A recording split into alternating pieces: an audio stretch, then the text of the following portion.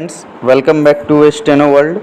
Now I am going to dictate legal dictation at the rate of 100 WPM.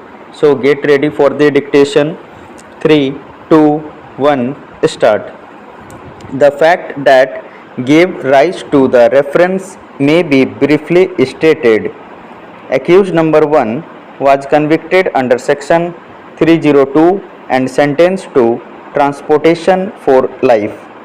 Accused numbers 2 and 3 were convicted under section 323 IPC.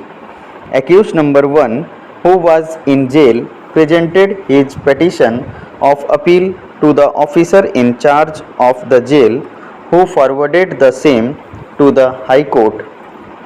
During the summer vacation, the learned judge dismissed the said appeal summarily under section 421 Criminal Procedure Code. Subsequently, on 26/3/1955, all the accused filed another appeal.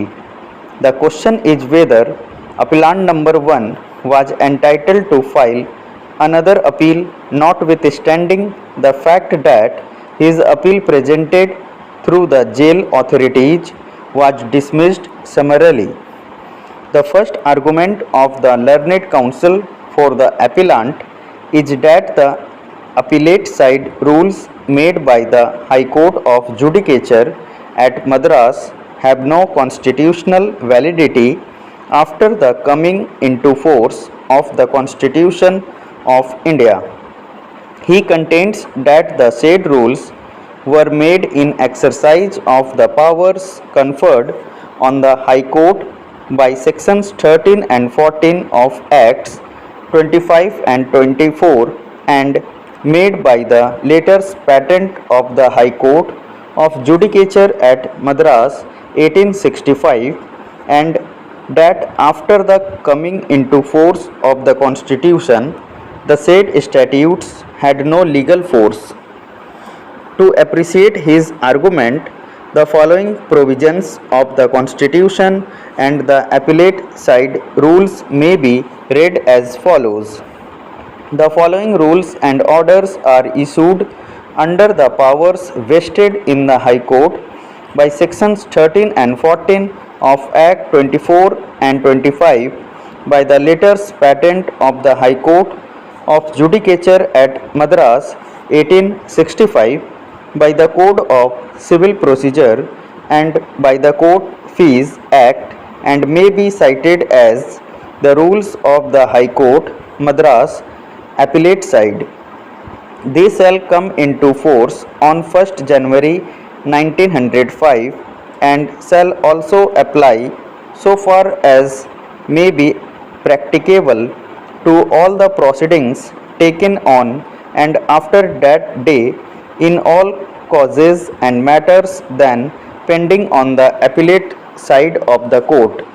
Notwithstanding anything herein before contained to the contrary, the original and appellate jurisdiction vested in the High Court may, during the vacation of the court, be exercised by a single judge acting as the vacation judge, except in cases in which such jurisdiction must be exercised under any law or regulation made by the central government by more than one judge.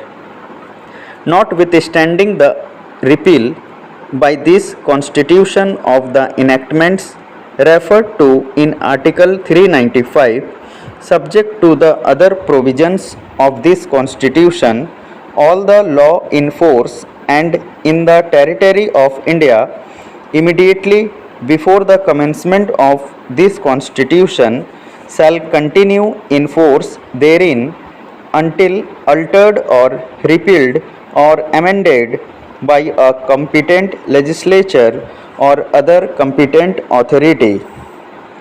For this purpose of bringing the provisions of any law in force in the territory of India into accord with the provisions of this Constitution, the President may by order make such adaptations and modifications of such law, whether by way of repeal or amendment, as may be necessary or expedient to provide that the law shall, as from such date as may be specified in the order, have effect subject to the adaptations or modifications so made, and any such adaptation or modification shall not be questioned in any court of law. The expression law in force in this article shall include a law passed or made by a legislature or other competent authority in the territory of India before the commencement of this constitution and not previously repealed, notwithstanding that it or parts of it may not be then in operation either at all or in particular areas.